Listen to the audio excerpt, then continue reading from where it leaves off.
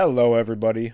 Welcome to the Just Two Brothers podcast, where we will be sharing our journey so far and some of the simple tactics we've learned that have helped us become great leaders.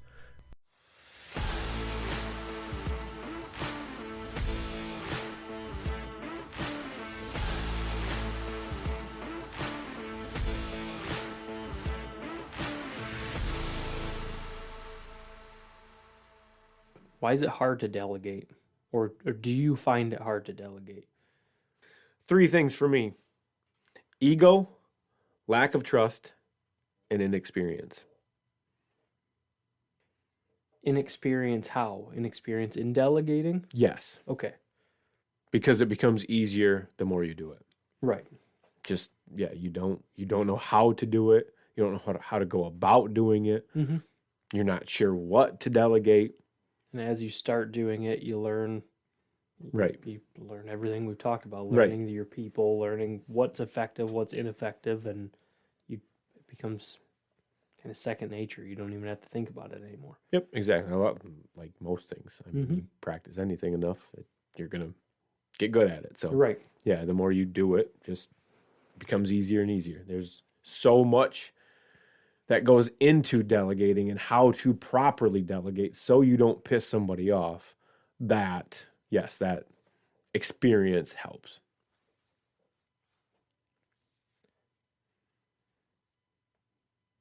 Do you think maybe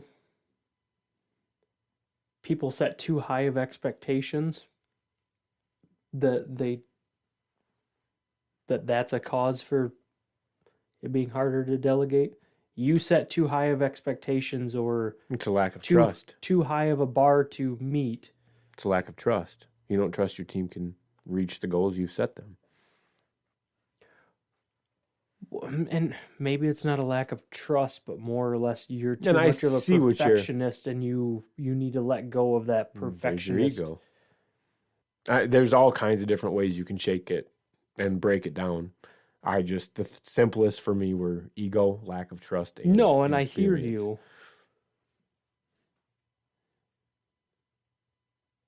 You look super puzzled right now. My brain's working, and I have to think of how to word it. That's just my face, okay? It's fucked up like that sometimes, okay? It's simple to just say Is this it's like a car you got to push down a hill to get started? Your brain right now. No, it's more or less my brain. I get it. It's as easy as just saying it's ego. Yep, it's ego. You got to break down your ego. You got to let it go. But what are some steps that somebody could take towards breaking that or setting lower expectations and allowing work to be done to a lower expectation than what you expect? Because you obviously want to be able to trust your team to do the job. You should be able to set high expectations because you have a well-performing team that can reach your expectations, but your expectations need to be reachable. You can't expect perfect unless you are also performing to such an expectation. You can lead by example. But some people won't give up work because they are too much of a perfectionist and they own that too closely, instead of allowing somebody to do the work and make a little bit of deviation or whatever. Not as much of a lack of, maybe it is partially a lack of trust. And you just need to let go almost and like allow pride. people to do it. Yeah. Like you take pride in doing things 100% perfectly. Like I've had that with programmers. They own a program and a machine, and they will not let anybody else take it over because this has to be done this way, and I can handle this. I'm the only one that can do it. Granted, that's insecurity as well because I'm the only one that can do this. Nobody else is capable of this. But you need to allow people to take things instead of set it such a high expectation that nobody can reach it, so nobody wants to take that work off. You have to understand that not everybody is the same. Right. Not everybody is you. Just because you expect something to be a certain way doesn't mean everybody else has to. Right. Now, that depends on what the task is. If there's certain process that needs to be followed to ensure a quality or a safety thing is followed, then that's what needs to happen. That's not you necessarily being a perfectionist. That's Right. you following the process. Well, and you can follow through with the work. You should be following through with the work that you delegate to make sure it's done at least to a good enough standard that it can, the job was completed to expectation, I guess. But maybe a fear is setting the expectations too high, or maybe that's a reason for it being difficult to delegate. You hear what I'm saying? I guess, what do you mean setting? What expectations are you setting too high? Are you setting too many tasks? Are you setting the quality of the task too high? I think that's you're expecting too high of quality. Just So because it's easier to say I will do this 100% perfectly, and nobody else can do it to that point, and it's easier for me to just do this. What is necessary? You have to look at the task.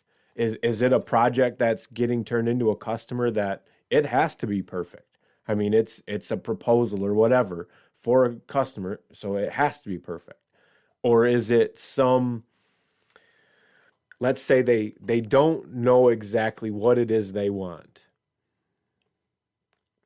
They're not sure, like it's maybe some design of something. They're not sure what they want.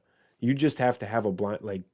So, I mean, maybe that is it, is you think that everything needs to be perfect, but it's because you don't know what perfect is, because you haven't created that perfect, if that makes sense. Yes. I can't tell you what perfect is because I don't know what perfect is because I haven't done perfect. Right. It might be, I need you to put this report put a report together on this information. What is it supposed to be? I don't know. And so, yeah, you're like, well, it's just going to be easier for me to do it myself because I'm not quite sure what I need. Or you can't do it to the standards that I'm expecting because I don't know how to explain the standards that I'm expecting. Yeah. Because I expect perfect, and what is perfect? You can't tell me what perfect is.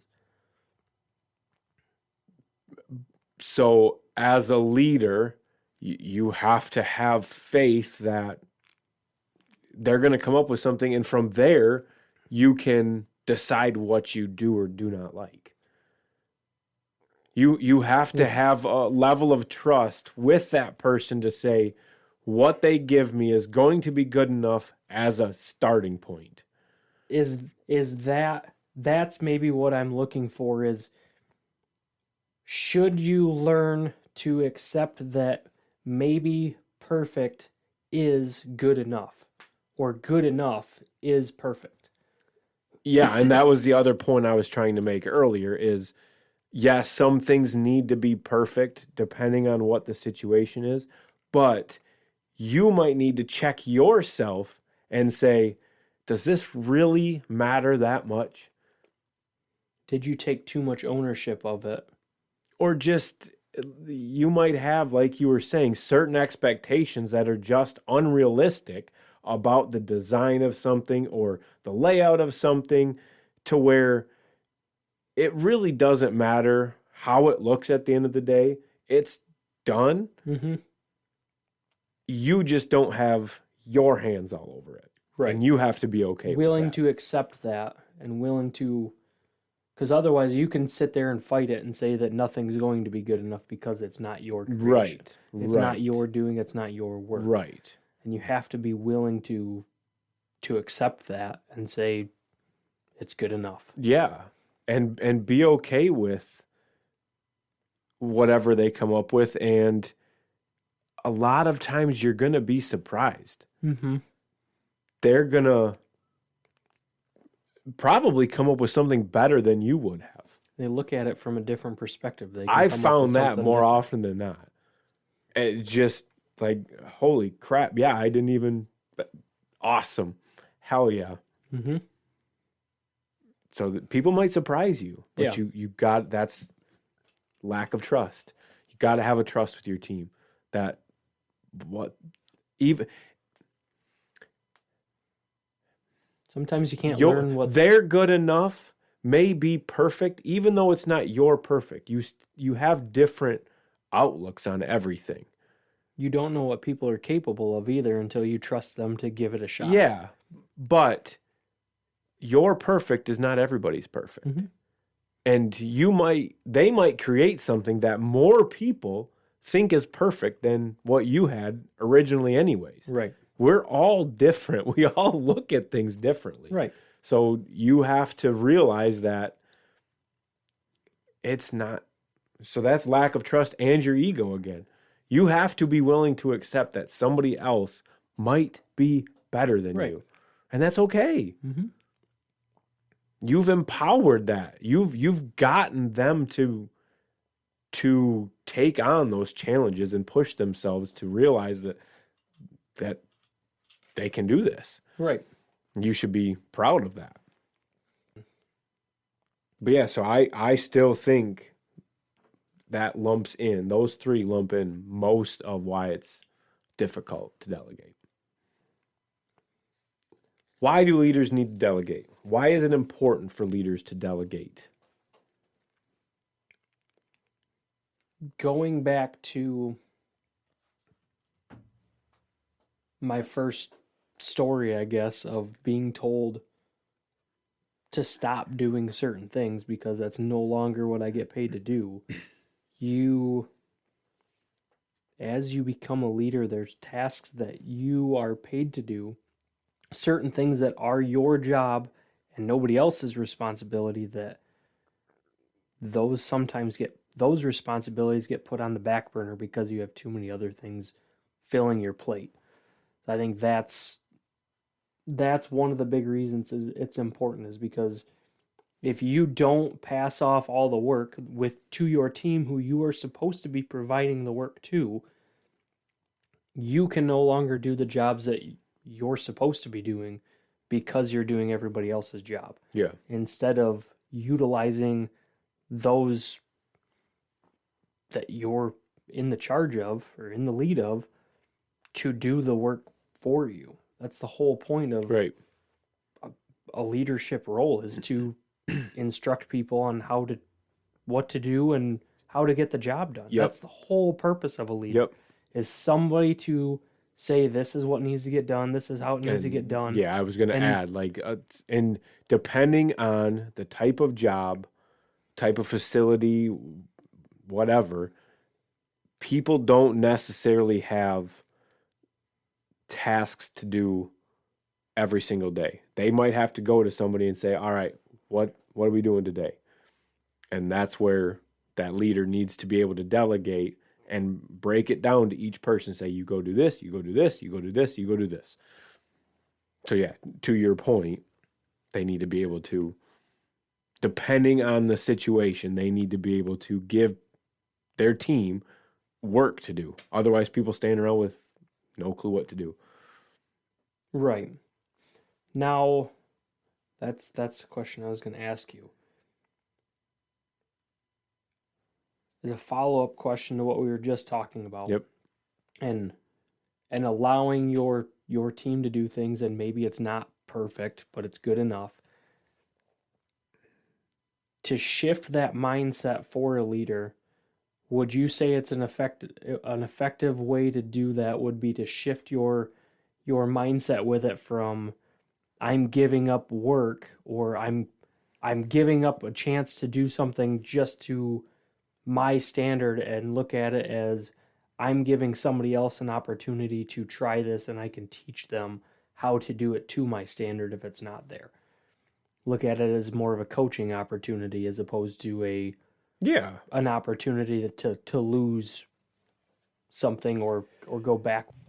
And I mean, because I think that's an important role as a leader too. Obviously, you're trying to coach everybody. You want to teach people how to Yeah, for how sure. to improve. For sure. So you can't. That's just another level to If you don't delegating. delegate, you can't coach people without delegating and giving them opportunities. Right, to learn and grow and fuck up and Right. So that Learn I mean from that's I guess that ties into why it's important too, because you can't, if you don't look at it as a coaching opportunity and an opportunity for your team to grow, you're never going to, there's no positives associated with it. right. That's just a good incentive for a leader to say this is why it's a good opportunity for me to give that work to other people. Yeah, and instead of holding on to it for themselves. and not only in the delegating the task are you coaching that team member, but that then frees up your time to go coach in other ways. And allows them to long term coach others underneath them. Correct. So then you no longer have to coach anybody in that because that's already being passed down by somebody else. To an extent, yeah. Yep. Is there a time that a leader should not delegate it, or tasks that they shouldn't delegate, or times that they shouldn't delegate? I mentioned it earlier. Reviews would be one of them. You can't really delegate reviews to other people. Mm-mm. There's certain like core elements to your job that only the leader can do for their team. Which HR related issues or HR related things, stuff like that, pay related things, all of that kind of stuff, that needs to be you. mm-hmm. Reviews, if you maybe you have a specific thing you were brought in for, you can be training and teaching people, but you shouldn't be delegating that to other people because you were brought in for that. Sorry, and you were trying to say something and I kept talking. No, I mean, that's kind of what we just said too, where that's the whole purpose of delegating, is to free you up the time to do those tasks Exactly. that you should be doing Right. as a leader. Right. Because if you don't delegate, you can't do Right. the tasks that you shouldn't delegate. You pretty much just have to pass off what work cannot be done by everybody below you. Pass off all the work that's not able to be done by them. correct. Yes. Correct. Yes. Yeah, I think that's really most of it. There's not anything else I can think of that when they shouldn't. They should be pushing to delegate as much as possible. What about at home? Well, hold on. Going back to what you had said about not delegating if you were hired for a specific task. Everybody's hired for a specific task at one point in time or another. What should be the turning point for people when do you need verbal approval from your leader to say, hey, it's time for you to start teaching other people? I guess I Or meant should more they- of a not a specific role. Think more singular, like a specific skill. I can't think of any. That's why I'm asking, because I guess I'm trying curious to about what clarify that. Not a role, because yes, you are brought in for a job. That's not what I mean. Let's say you have some special certification or qualification in something. Mhm. There's millions of things it could be in. Right. You shouldn't be delegating a task that is tied to that, is what I mean. If you have something specifically you are qualified for, that you were hired for, you shouldn't delegate those tasks. Which chances are, if you were hired for a specific thing, those tasks have been delegated to you already for your doing. Yeah, probably. Because I can't speak to that personally because I can't think of anything that I've been hired for like that. well, and that's why I'm asking. So I know what you're saying by that. So I guess the closest thing I can think is a consultant. Off the top of Yep. my head, the closest thing I could think is a consultant. You wouldn't hire a consultant and then have them delegate Consulting. their talks Right. to one of your employees. Like that just doesn't make any Unless you hired them to train consult and train somebody to take over that position eventually, for them. yeah. But the first thing they do isn't going to be giving the first speech. Well, so. and I mean, I can kind of relate to that and what I do with programming and everything. We program machines. There's different PLCs. There's different software that people are trained on. I'm not trained in a lot of different robots.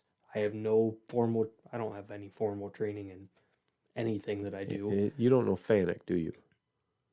I am familiar with their controls, I know but that. I have never programmed it. Okay. I'm working on. We have a job right now that we got 3 robots on there, and I've learned a little bit of the controls, but I don't have any experience in that. I've programmed ABB robots and Sepro robots. What ones? ABB. Yeah, I know those ones. And Sepro. These ones, the ones that think I I've did, seen it's Sepro. like an overhead gantry system that goes into molding machines and picks and places. I've seen ABBs and I've worked with FANUCs and all that shit. So. And there's Denzos, there's I've seen Denzos. KUKA robots, there's a bunch of different brands of robots. But there's specific training for each of those robots in order to learn how to program them. And sometimes you get safety training that only somebody certified in that safety should be doing that safety. Yes. They should not be cross-trained. It's good to cross-train, but somebody that's certified is not certified as a trainer to train somebody to certify them. They should not be training somebody to take over that task, essentially. So if I went to school for robotics or for a Denso class or an ABB class, and I got certified from ABB saying I'm good to do their safety stuff, I could show somebody some of it, but I should not be passing off the work that I'm certified to do to somebody that is not certified because of cross training. Right. I should be showing them, getting them familiar with it, and then sending them to go get certified on their own. That's a task that you should not delegate if you were hired for a certain role. That's, I guess, kind of how I'm viewing it. Yeah. I don't know certain robots, and don't tell me that I should be doing that robot when you are the one that's trained to do that robot. Right. By all means, show me how to do it. Work with me as a coaching opportunity. If you need help with running this wire or doing this, turning the machine on, doing whatever, millions of things need to be done. Show little things. Train people up and coach them, but you can't delegate that and you can't pass that off and say it's your job to do that now. Right. Because they have a little bit of experience or what you've shown them, but they probably shouldn't be taking that task on. Yeah, and so I guess I can relate to that with like our weld cells would have engineers and then technicians and everything else. And so the techs would be able to work on so many things. Once they got to their limit, there was only so much they were trained on how to do or whatever. They'd have to escalate it to engineers or whatever. So yeah, that'd be like an engineer just having the techs sit down and hand them the computer and say, here, go ahead.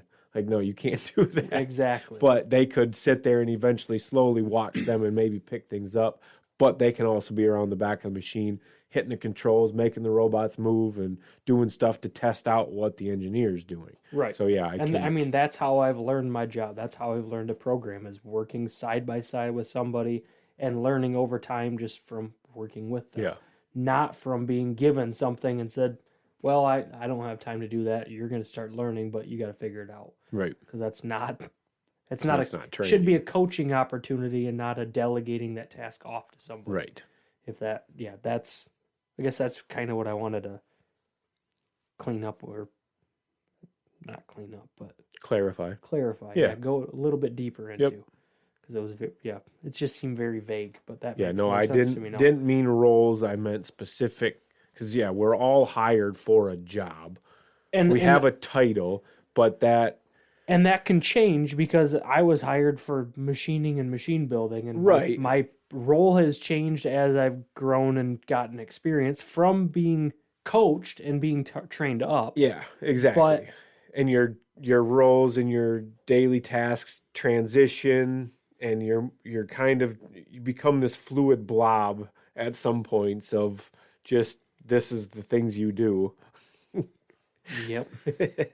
It's amorphous blob that just moves around task to task to Jack task. of that all does, trades. Yeah, kind of, depending on how long you've been at certain places. But no, not the. Yeah, we're all hired for a role. Machine operator, engineer, supervisor, whatever. But it tends to bleed out. No, I'm sorry. Getting completely wrong train of thought. I don't mean those roles. Mm-hmm. I mean like we were talking about. Yeah, I just the certifications, qualifications, something like that. Want to go a little bit deeper, clarify that a little bit more. That makes sense. When should you not delegate at home? Whether to a significant other or to kids? To kids, it's again, they're not slaves. They're not slaves, and like we talked about earlier, certain tasks are not age appropriate. Yep. A 5-year-old shouldn't be handling sharp knives or anything like that. Mowing the lawn, playing with any. Go snow blow the driveway. Using a chop. Don't play with that big spinny thing. Nope, that's not. Nope. Go cut this 2x4 for me. Yeah. Although I'm pretty sure we were doing that fairly young. Rip some boards on that table saw over there. Just be careful not to cut your finger off. I mean, and you gotta. Johnny Cash's brother died like that.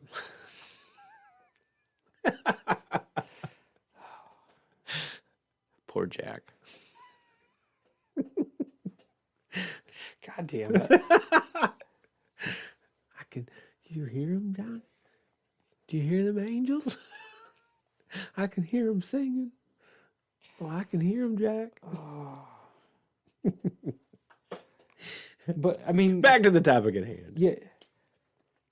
You obviously want to train or teach your kids how to do things like that. I mean, I want my kids to learn how to build things and put things together, and we all learn how to use saws and everything like that, but 3-year-old shouldn't be using a chop saw or a circular saw. I mean, it just kind of gauge hand your 5-year-old a rake. They're not really going to be able to handle it.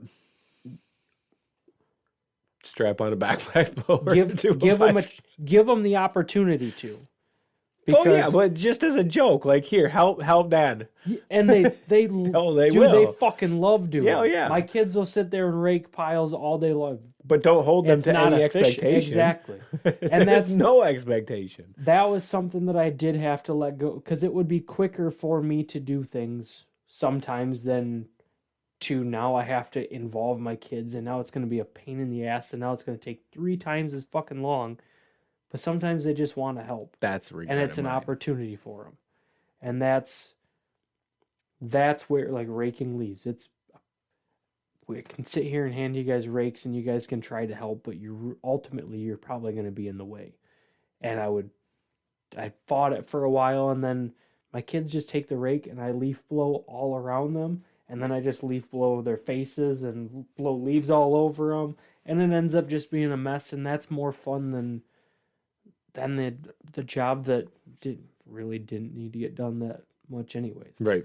I mean, my leaves can stay, but if they want to learn how to do it, you got to give them the opportunity, even if that opportunity is playful and they're just having fun. Sometimes they're not going to be inconvenient to you and your internal schedule. Yep. But on the other hand, if it's going to take longer, we have less time to do the things that they wanted to do. So Sometimes you just got to not Then even again, acknowledge now- that and just let it be and live in the moment, though, too. yes, Not even acknowledge and say, hey, kids, now, remember, if we do this, we're not going to have time for this. You just kind of got to go with the flow. yes, and I have that conversation with my kids a lot.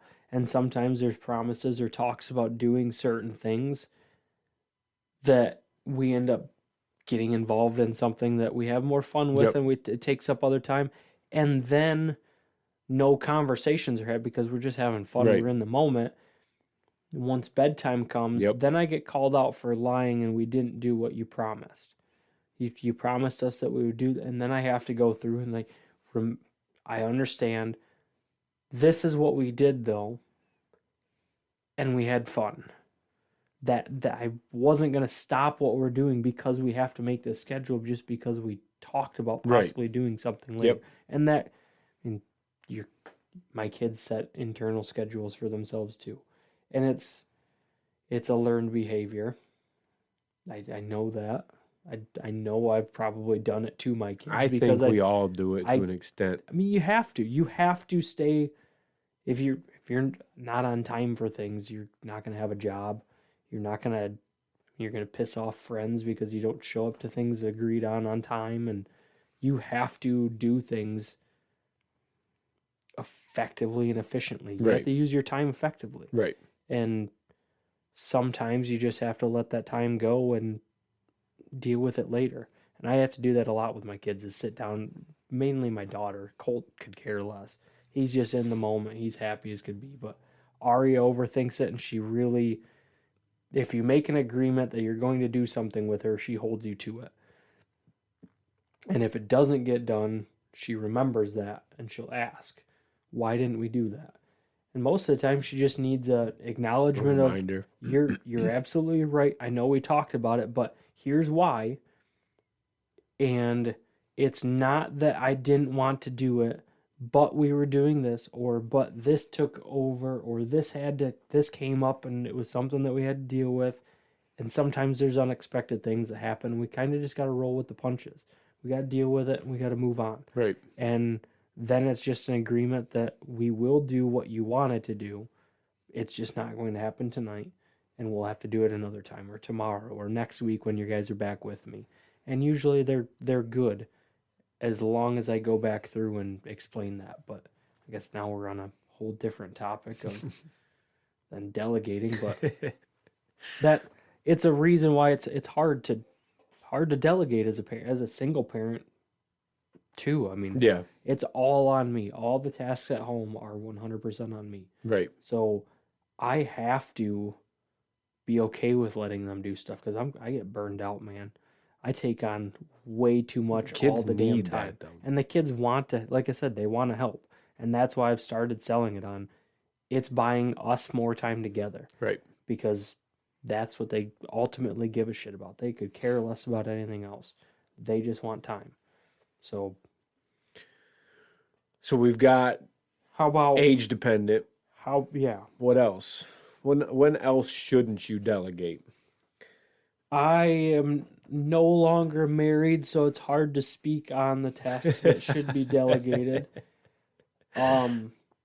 But I highly suggest having a conversation with the tasks that people with your spouse, your significant other, whoever, tasks that you are okay with doing or you want help with, and things that some people just are not okay with doing certain things. And I mean, that's the benefit of having two people, is tasks you're not okay with doing, I'm okay with doing that. I like doing that kind of stuff. Like, you have Tiff, and she's great at cleaning. I've had Tiff clean my house before. And that, I mean, I do all the cooking. paid her to do it.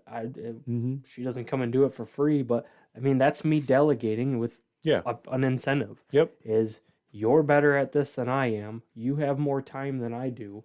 Can you do it for me? And she's fucking awesome about it.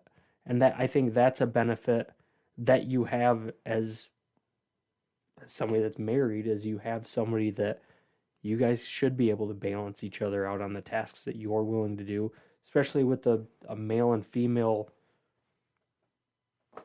relationship. I mean, you have tasks that are more catered towards the men's tasks at home. Yeah.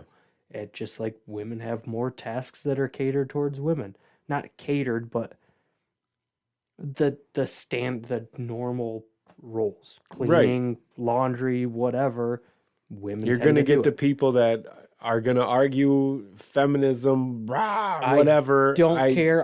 There's still plenty of women who want to be a wife. There's plenty of men who want to be a husband, and That is fine, and it works as long as you communicate. And that's why I said it's important to communicate the tasks that you're willing to do, because you could get in a you gotta relationship communicate. Yep. and you could talk to Tiff and say, "Hey, I'll clean because I like cleaning." And Tiff if does she not hated want to cleaning- change the fucking oil in our vehicle. She doesn't want to do all the car work. She doesn't want to go. She likes mowing the lawn every once in a while, and every once in a while she'll go do it. But the lawnmowers, we have a rider, but it's a pain in the ass to put together. I've got to take it all apart to get it in the shed. So she'd have to put it all together, which she doesn't know how to do.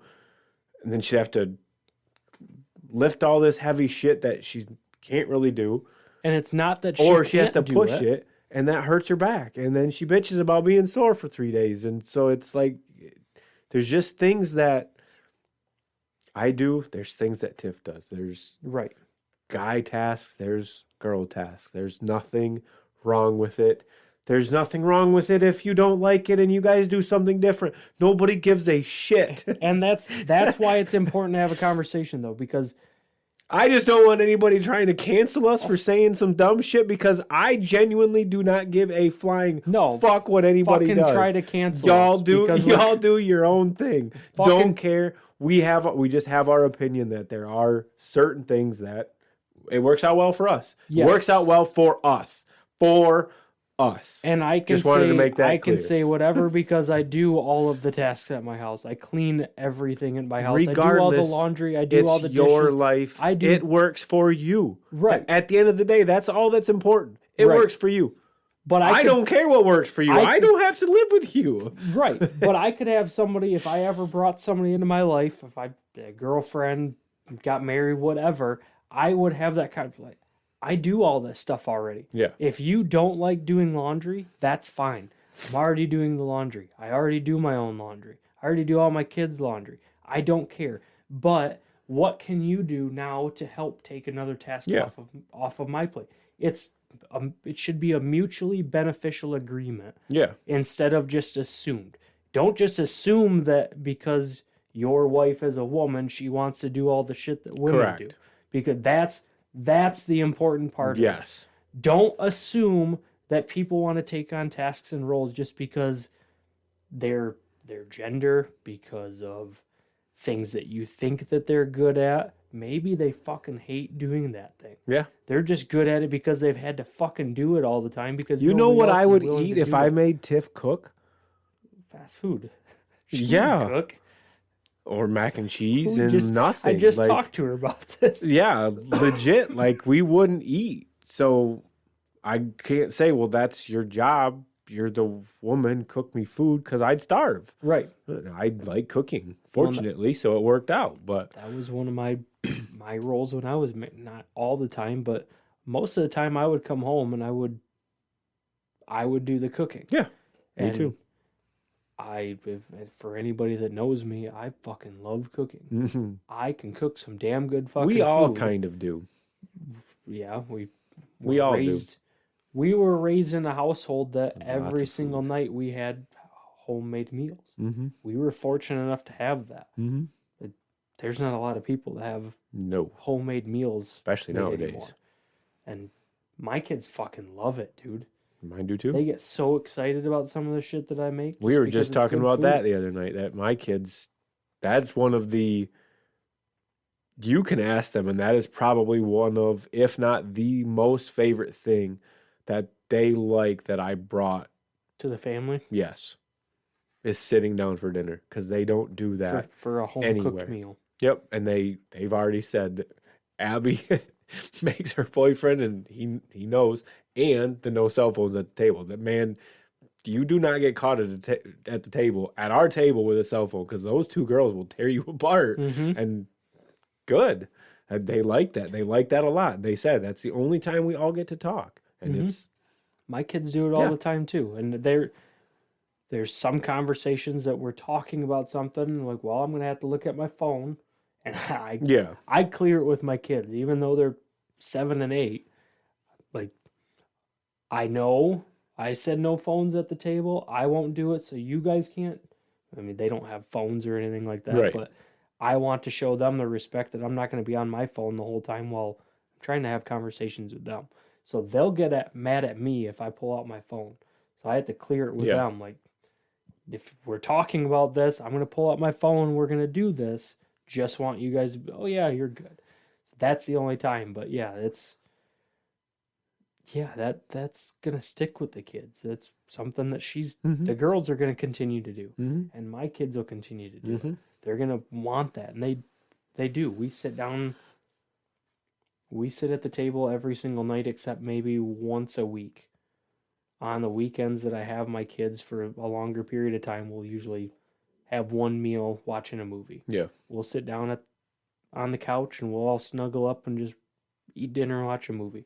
And that's okay too, once in a while. But I think it's very important for them to sit down. So all of this long-winded rant to say essentially that, you can do whatever works for you, but talk about it. Exactly. Don't just assume. I don't even think Tiff and I really delegate. I mean, there's, hey, can you do this for me? Hey, will you do this for me? Hey, will you help me with this? But I don't look at that as delegating, especially at this point in our relationship. We're just helping each other out.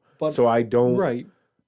But it is. Ultimately, it's assigning tasks to other people because it helps take things off of your plate. It's taken that seriousness, whatever you want to call it, away from it. It's no longer delegating. I'm asking my friend to help me. It's not from a leadership role. It's from I'm asking my friend to help me. That's all it is. It's hard to hard to say when not to delegate in a relationship because you have to figure out what works for you. Right. I mean, and that's how you find out when not to delegate. If you tell somebody or ask somebody to do something for you and they're like, sorry, that's not going to happen. That's not what I do. You either have to be okay with that and then somebody has to do the job, or you got to pay somebody else to do that work, or know that it's probably not going to work out with that person because it's just going to build animosity. Because I've been there too. Yeah, depending on what it is, and maybe you just got to say, all right, which is why I said either if somebody says, nope, I'm not going to do that, they set a boundary, say that's not the task that I'm going to do in a relationship. You have to be willing to either take that role on yourself, or you're going to have to pay somebody to do it because it's still good. Things have to be done regardless of whether people want to do it or not. Yeah. So if somebody says, I refuse to do that, that's not how this is going to be, you either have to do it yourself or you're going to have to pay somebody else to do it. Yeah. That's pretty much it. And that's okay too. You can pay somebody else to do your household chores. You can pay somebody to clean my house. You can pay somebody to cook your food if you hate cooking food. I know people that do. That's another. I mean, you can go to the restaurant and pay somebody to cook your food. That's delegating. You're delegating a task. Yeah. So that's, different ways to delegate at home. Yeah. In a relationship, I think you need to find out what works for you. There is no one size fits all there. No. Because every person is different, every relationship is different, every dynamic, all of it is different. Talk, figure out what's going to work best for each one of you. Absolutely. Moving on. Agree. What would be the foundational principles for effective delegation. If you wanted to delegate a task to a team member of yours, how would you do it? Do you have I guess, is there a process that can be used?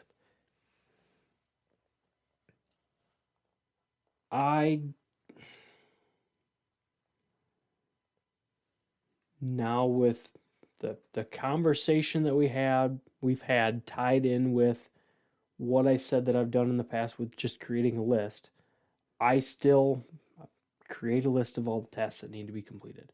All your tasks that are on your plate. Once you have a list, now you can look at the people that you have in your team and find out who's capable of doing what tasks. Because every individual is capable of different skills, like we've established. Yep. So you have to know your people, know who's capable of doing what. Also, who's gonna be most efficient? Because sometimes you have quality and efficiency. I will add to that who has had opportunities and who has not had opportunities. Sometimes you need to look at that, and yes, even though they may not be the best choice for that task, they have not yet had an opportunity to get any better, so it is now their turn. It may take a little bit longer. It may get screwed up a little bit, but I have to teach them. Yes. To tie into that, I think it's important you should probably do some sort of a risk assessment to it before you do that in some cases. Oh, absolutely. Because if you can't. Yeah, there's going to be time constraints sometimes or time budget constraints, monetary restraints, whatever. But or just it's not the appropriate time to train somebody, and you can't, like, there's no room for error in something. Then it's time to put the best person for the task to that. You have to just know, are you pressed on time? The only thing I could think of when that would be necessary is if you're in some kind of a time constraint. Yeah. Because otherwise there's really no reason that you can't take a little bit of extra time to let somebody fumble their way through it. Mm-hmm. So the only way would be time. Right. You're under the gun to get something done. Sorry, I can't train you right now. I need so-and-so to do it. Yeah. Otherwise, otherwise you're just going to continue to say, it's not a good time. It's not a good time. It's not a good time. Mm-hmm. So I guess that's why I wanted to fight back a little bit. And then that person is going to start looking for opportunities elsewhere. Yep.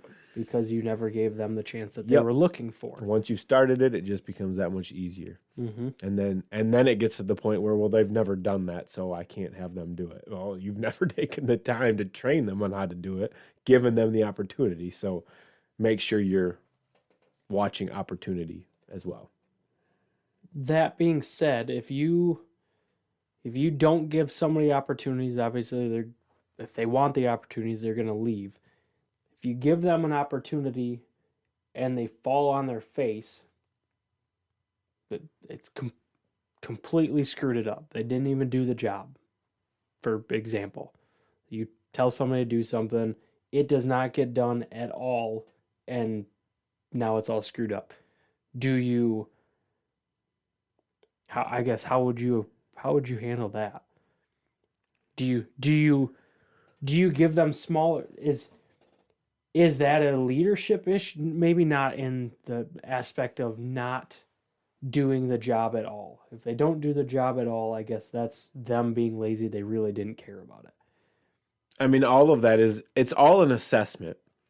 Even when you're delegating, you're still using it to assess your team, assess where they're at, what type of person they are, how hard they're going to work, all kinds of different information you can gather from this. What they're capable of. So depending on the outcome, you have to decide how you're going to respond. It's only a leader issue if you've repeated this process numerous times and you continue to get the same result without changing anything, and you try it again. then it's a leadership issue because you're not training them. You're not showing them how to get any better. And maybe you have worked with them, but they're still not getting any better, in which case it's still a leadership issue because you have not figured out how to clearly communicate what you're trying to communicate for them to understand it well enough to learn. Or you haven't assessed that they are not capable of said task. So either way, that's when it becomes a leader issue. Which delegating, I mean, that's how you find out if people are capable of said task. It's the only way. I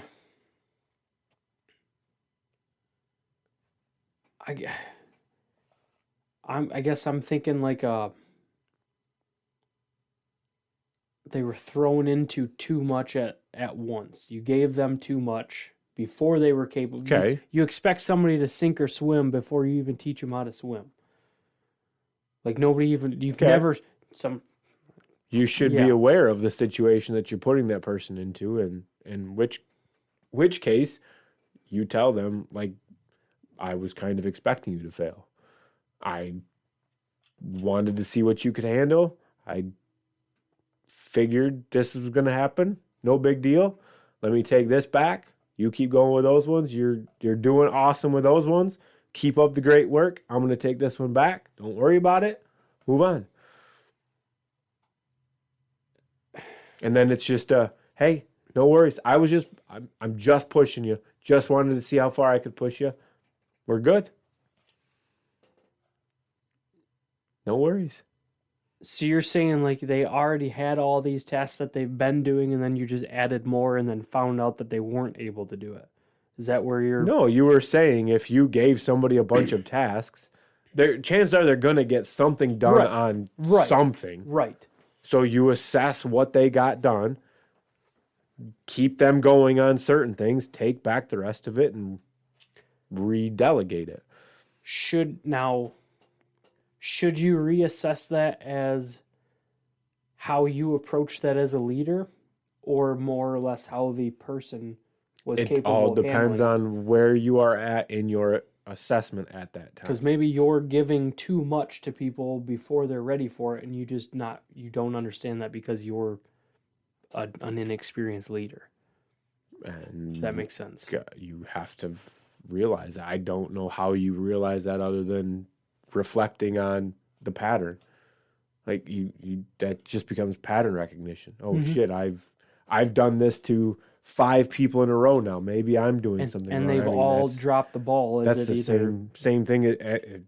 We should all be introspective enough at this point in our lives to be able to recognize a pattern. You're setting too high of expectations. If you can't, then your ego's in your fucking way. Right. If you think you're perfect, you're fucking not. Exactly. So yeah, if you can't see a pattern where you keep fucking up, your ego is blinding you. No way around that one.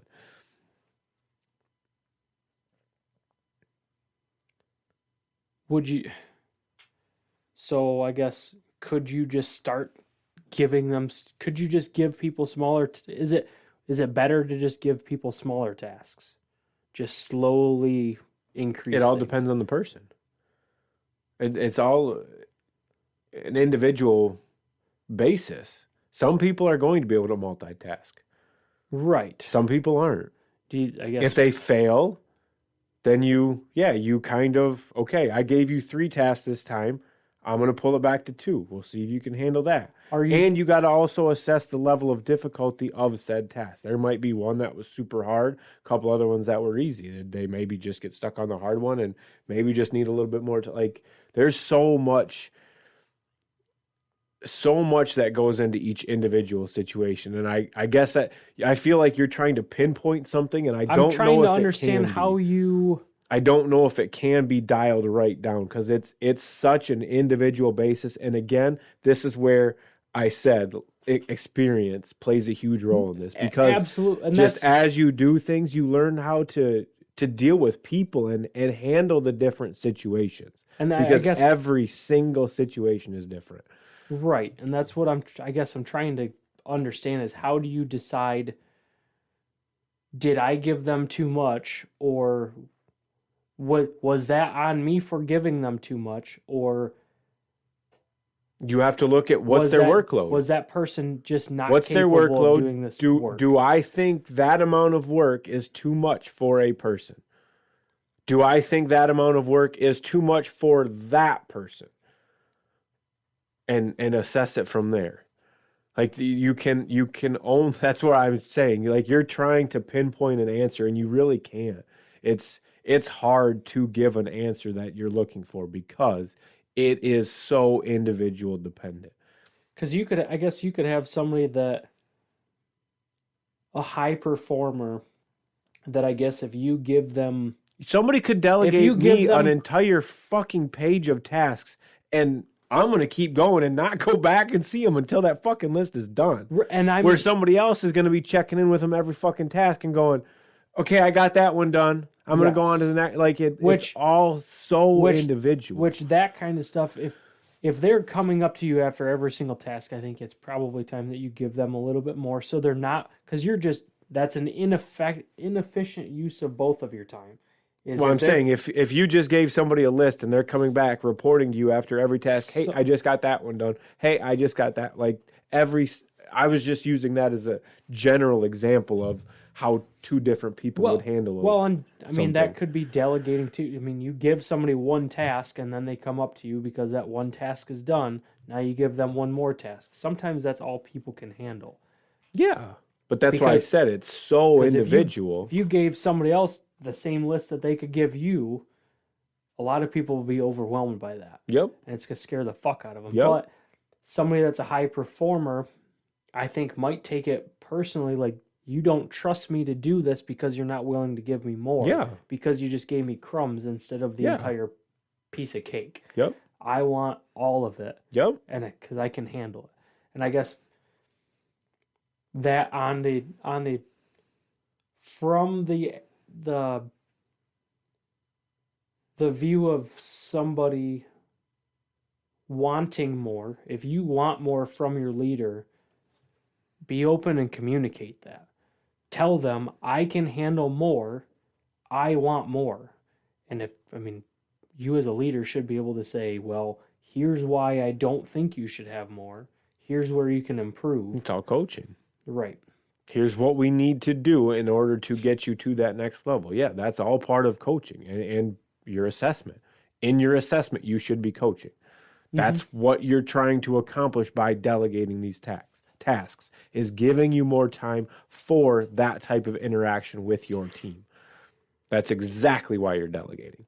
But that's why I said, like, you just kind of talked your way right through it of exactly what I was saying. That's why we're doing this. No, I mean, like, exactly what I was saying about each situation is so different. Well, that's sometimes I have to talk through the process to understand, and now I was able to bring it back and understand it. I got you. That's the whole point of doing this. That's why sometimes and I'm sorry for the listeners, but sometimes I don't understand shit either. So I'm going to sit here and ask the same damn question until I understand it. I'm not just going to tell you I understand something because it moves us on faster. So you have to obviously assess the people, because some people, the high performers, are going to want more. They're going to ask for more, and you should present them the opportunity and have them comfortable enough with you that they'll come to you for opportunities. But do you just if somebody comes up to you and says, I want all of the work you can give me, do you just give them all of the work, or do you give them a little bit of task and do it over time and gradually? Do you say sink or swim and figure it out? It depends on the individual. Depends on who that person is, what your assessment has been of that person. If it's a brand new team member that's been there for a couple of months and they don't have a whole lot of knowledge, no, I'm not going to give them something like that. Right. But there's somebody who's been there for a year, 2 years. They've shown a lot of they want to work, so they've shown passion about working. They get in and get their hands dirty. They show they're not scared to be a team player. They're asking questions. They're wanting to learn. why wouldn't you give somebody like Right. that? But If they come at you and say, what do I got to do? Here you go. But the experience and capabilities and knowledge of everything to do the task come in time. So it can't all just be thrown on them all at once. It comes in time. Some people just have a faster learning curve. Sometimes. Some people can take more on at once, Right. and learn and they grasp things quickly. Right. But that's where it's still like you can't. Yeah, I guess situation dependent. Sometimes you have to just push people off the cliff and say, figure it out. Yeah, and they may sink, they may swim, and you have to respond appropriately as a leader. And that's where communicating comes in. You have to figure out how to handle those situations and pick that person back up, make sure they know that they're in an environment where you're not failing, you're learning. Right. You don't fail unless you throw in the towel and admit defeat. We're not failing. We're just learning. Mm-hmm. That's all we're doing. Okay, so I feel like we kind of got off. Let's bring it back. Recap real quick. If we're looking for, there's a process that you're following to try to delegate tasks. You mentioned making the list. Make a list. Assess your team and figure out who can handle what. Yep. What's after that? Communicate it. Communicate what's expected. Communicate to And your going team. back to last week's episode and how to effectively communicate. Yes. You Clearly. have to explain what is expected. Make sure they understand the task that you explain. Ask the question, what did you hear me say? Exactly. Because then you're going to know if they understood the task for what it is and what you expect out of them, or you'll find out if they understood it completely differently and they're not going to meet your expectations because you didn't communicate clearly enough what your expectations are. Yeah.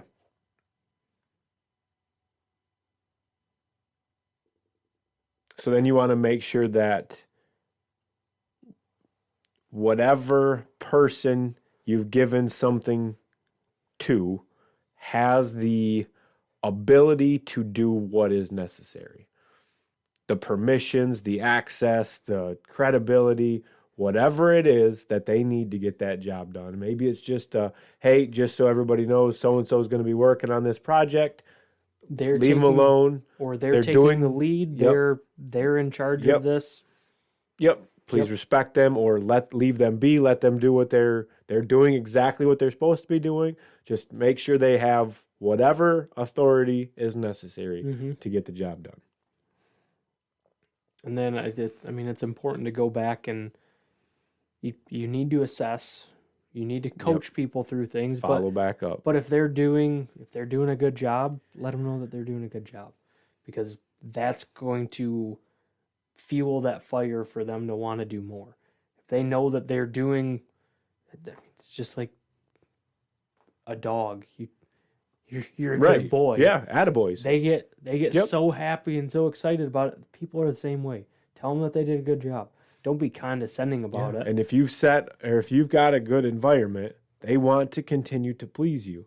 It makes you happy, so they want to continue to make you happy. So they're going to do that same stuff. And thank them and show them that you appreciate it, because they're ultimately taking. That was like one of our first episodes. Please and thank you. Second episode, I think. Please and thank you. It's one of the most important things you can do. Easiest and most important things. Thank them for it. Because they're only there doing the job because they're paid to do it.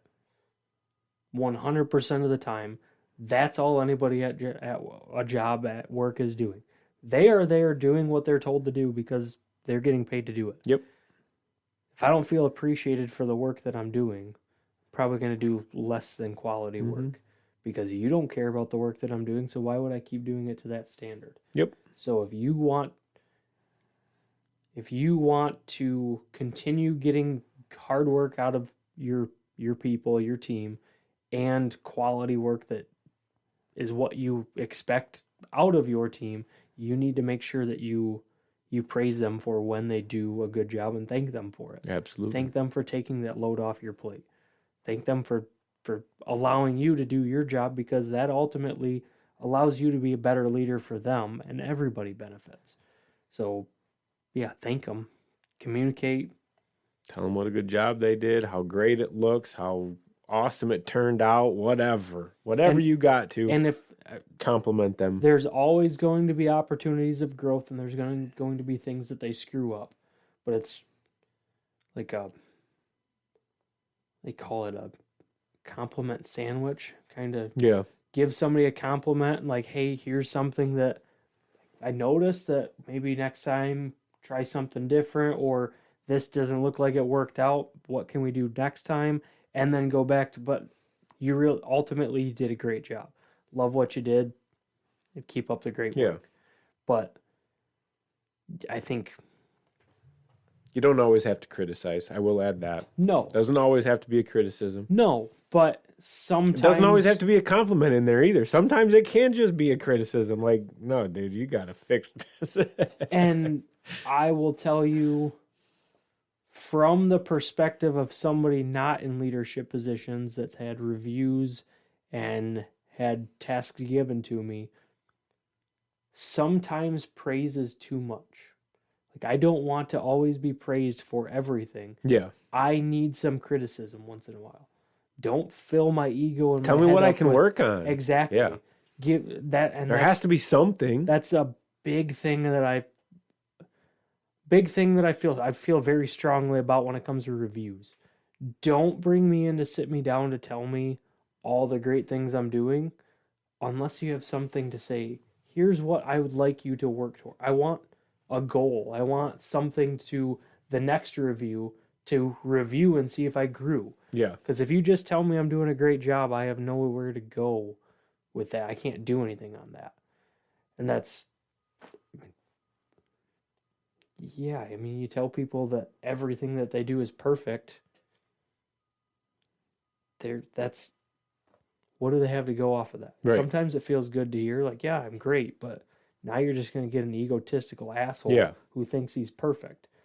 Well, and as leaders, we should be setting goals for our team members to keep driving us forward. And we as humans need those goals to keep us going.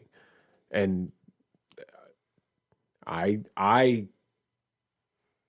crave, or like I almost need those goals to keep me moving forward. Without them, I can become very lazy and complacent. So I need that goal to keep reaching for. It'll put you in a state of depression real quick. Yeah, and even at work, like it becomes miserable, monotonous. Yeah. I don't do well with monotonous. No. I can't just stand at a machine and press a button and go home. I can't do it. So yeah, if I don't have something I'm working on or learning or getting better at, I get very bored and hate my job. Change, challenge, or something different. Yeah. And it's good to praise them, good to thank them, but there's sometimes it's a coaching opportunity. It's a learning opportunity for everybody. Yep. Nobody's going to learn unless they know what they did wrong, because everybody screws things up. Yeah. Everybody can do things better. Give feedback. Can be positive or negative, but make sure you give feedback. Sometimes you don't even have to give that the criticism. I've asked before, I did a great job, looks good. What do you think you could do better next time? Or is there anything that went wrong this time that you think could probably be improved the next time? And people tell you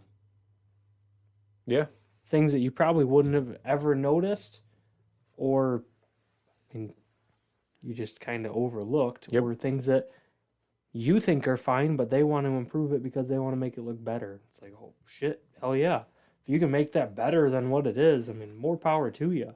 I'm all for it. I always chuckle when you tell somebody how great something looks, and it's, oh, well, yeah, but this is messed up, and I didn't like this over here. And it's like, dude, it looks great. No, but it could have... Take the compliment. Yeah, Just shut up, dude. God. I struggle with that. It took me a long time to just accept compliments. Yeah. To be like, no, that could have been better. Yeah. Shut the fuck up and just take it. Yeah. People want to compliment you. Just say it's thank obviously you. good enough. Just say thank you. Exactly. Accept it. And actually just learn to accept the compliment. Right. Just take it for what it is. Because you can get complimented for little shit. And it's enough that somebody was willing to bring it and say it. Accept the fucking compliment. Mm-hmm. But yeah. We'll run through a list real quick. List of, I guess, kind of recapping more of our episode. So we've already touched on the process for delegating. Now, if you want to improve on your delegation skills, because we talked about experience. So how can you gain that experience? What can you do? how can you delegate better as a leader? Yeah. Yeah. And that's the whole purpose of this episode is how to delegate better as a leader. Yeah. So how can we do that? Everybody deserves a chance. Even if you don't like them, if you don't think they can handle it, whatever the reason is, forget it. Give them a chance and see how they perform and go from there. If they don't want it, Yeah, that's a different story. But give them a chance. Mhm. Give them the opportunity. Give them the opportunity. Don't take it from them. Right. Figure out which tasks need to be delegated and which ones don't. Which can be delegated. What can't be delegated because it's your job. Yep. Don't delegate the tasks that only you can do. Yeah, that's a simple way to go through is just figure out which ones you flat out have to do yourself. Those ones take right off the plate right away. That automatically shrinks that pool down for the tasks that you even can delegate. Which is why I'm a big believer in lists. Create that list and you have it all on paper and you can break things down really simple and this little thing can be done by somebody else, but the bigger thing that affects still needs to be done by me. So what parts of this task that I need to do can be delegated.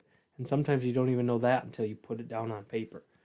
It's a big, what's the saying? You can't eat, how do you eat an elephant? One bite at a time? Yeah. You can look at a Yeah, task and that's my job because I have to do this. Ultimately, the task that needs to be done is my job, so I have to do it. Look at it and see if you can break it down into smaller elements that you can delegate tasks out to. Yep. To allow you to focus on the bigger picture. I believe we've got episode on that already too. Few back. Set expectations and give clear instructions. Communicate clearly. If you need help there, jump back to last week's episode. There's all kinds of tips and tricks in there to help you communicate more clearly and effectively. But yeah, if people don't know what you are expecting of them, they're going to struggle to perform at all.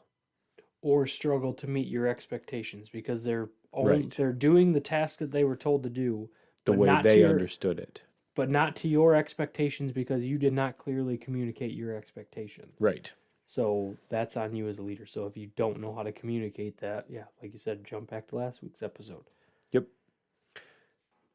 Like I was saying earlier, identify risks, do Yeah. risk assessment. Yep. If it's something that you want to allow your team to grow and learn, you want coaching opportunities, you want growing opportunities, but sometimes there's time-sensitive matters that need to be done by somebody that's going to be more efficient with their time because they have the experience to do it. So sometimes you have to give the task to certain people because there's too much risk involved. Right. If you have to meet deadlines or whatever, you have to do what you got to do. Start small for yourself. Don't just, once you get your list together, don't just go out and delegate the entire list. Just start with one or two. Ease into it. Don't go crazy because it's going to be it's going to feel awkward. If you've never delegated before, the first time you do it and you watch somebody doing the shit you're supposed to be doing, it is a weird feeling. It's awkward. You're like, oh, you want to get in there. Like, nope, you turned that the wrong. Oh, you did this. No. And you just have to walk away and move on. So start out small because it's going to eat at you. And then when they bring you something that's not exactly how you would have done it, but it's good enough, Sometimes say okay and move on. But if you have 10 people bringing you back things that aren't 100% the way you would have done it, it's going to be a lot more difficult to deal with than one or two things. So start small and ease into it. Mm-hmm. Again, like you had just mentioned, don't eat the whole elephant. Start one bite at a time. One task, one or two tasks, that's it. And then slowly work up from there.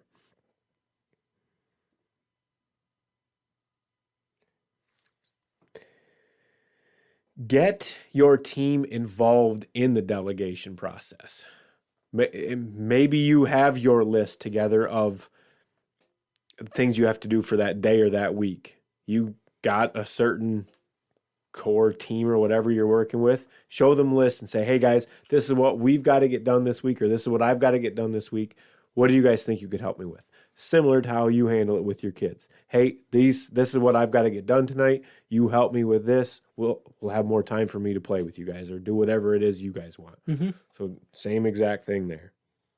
You could also, in that, if you delegate tasks to individuals and you do it in like a group setting, say you're going to do these items, you're going to do these items, you're going to do these items, you can always bring that back and say, how does that work? Is everybody good with the tasks that they have? And sometimes like, he's better at doing this than I am. And sometimes you don't see that kind of stuff. You might think that one person's better, but you're not seeing the work that's not being done. So sometimes you just allow them to throw in their input. Like, yes, he's actually better at doing this, and I could take this off of his hands. So why don't we switch those roles around and let them... Again, risk assessment. Mm-hmm. Go right back to that because maybe... You want somebody and to opportunity, learn. Yes, and opportunity. That person may be better at it because they've been doing it for so long, and that person's not good at it because they've only done it once or twice. Well, no, it's all good. We've got plenty of time. Don't worry about it. Yes. Take your time. Work your way through it. If you need help, feel free to go get so-and-so. But I want you to work on it this time.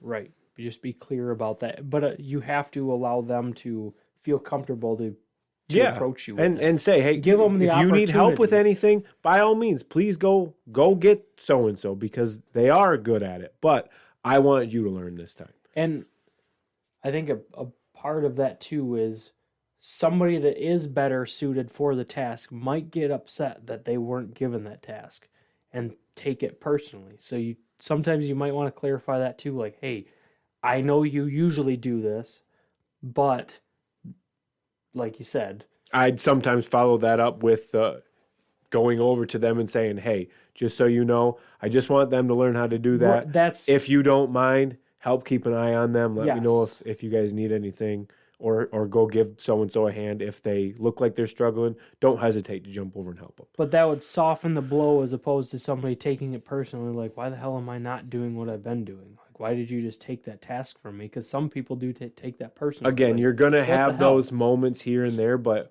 once you've created that culture, that environment, it's known. People just do what they're told because they know there's a plan. But sometimes you got to just assess that. Absolutely. When you need to address it and communicate. Yep. So then we've got, I guess, to just kind of bring awareness to cross-training. Yeah. Make sure you are training your team in all aspects. Move them around.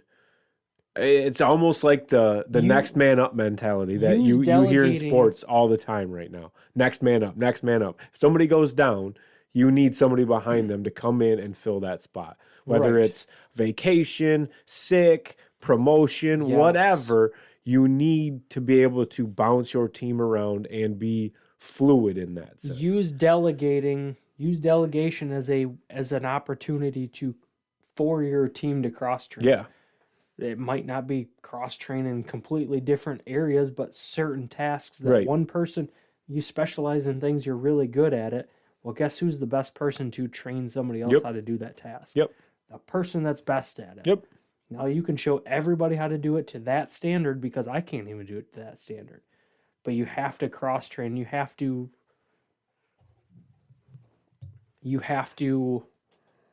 just be aware of that. Be aware of why it's important to cross train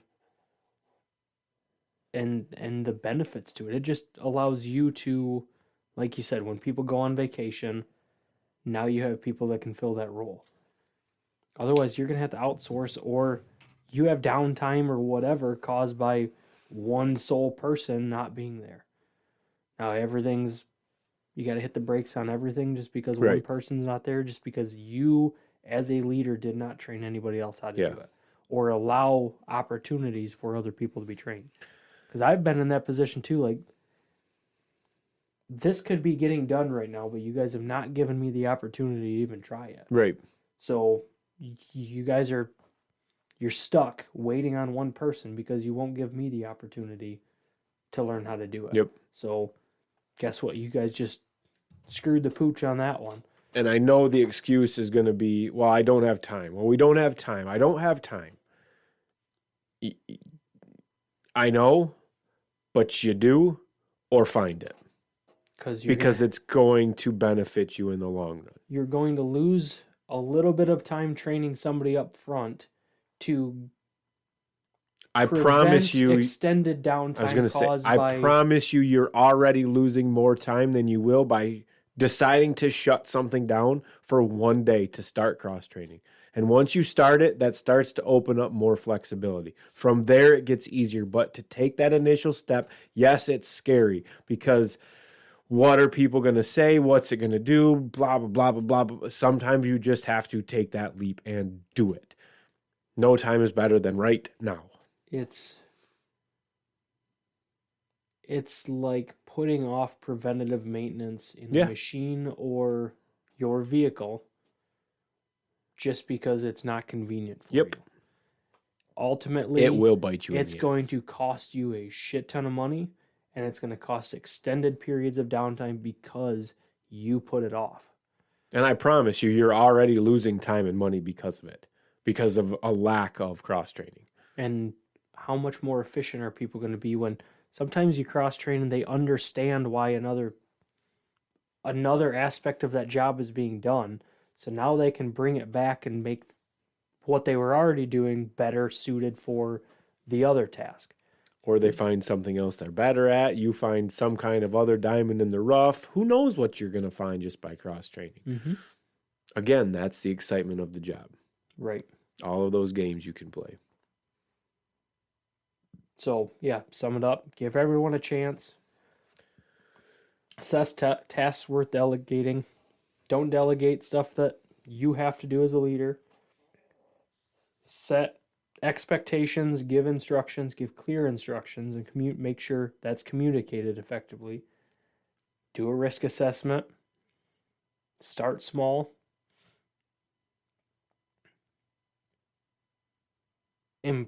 Include your team in the conversation when it comes to delegating, and cross-train. Yeah, include cross-training in your delegation. Yes.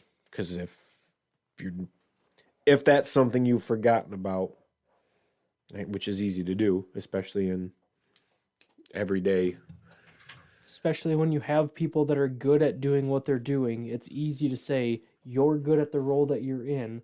I want to keep you there because it's the most efficient thing to do. And if you're just dealing with a staffing shortage to where you're just scrambling every day to do the best you can, you don't think about it. You get people set, that's all there is to it. We're not doing anything beyond that because you're already stressed enough. So your life will get easier if you start cross-training, even if that is your case. It's going to suck, for a minute, but it already sucks. So deal with the suck for a little bit to eventually get to a better outcome. I absolutely agree.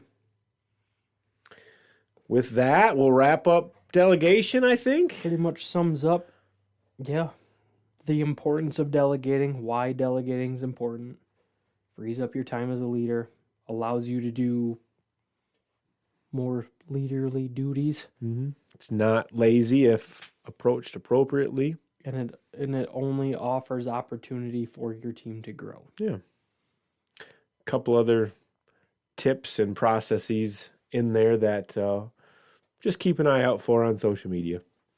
Been pulling content straight out of our podcasts, putting it right onto posts on Instagram, on Twitter. If you're not following us, make sure you do. At J2B Podcast on Twitter, at Just Two Brothers on Instagram. Love to hear from you. That being said, thanks for listening, and we'll talk next week. See ya.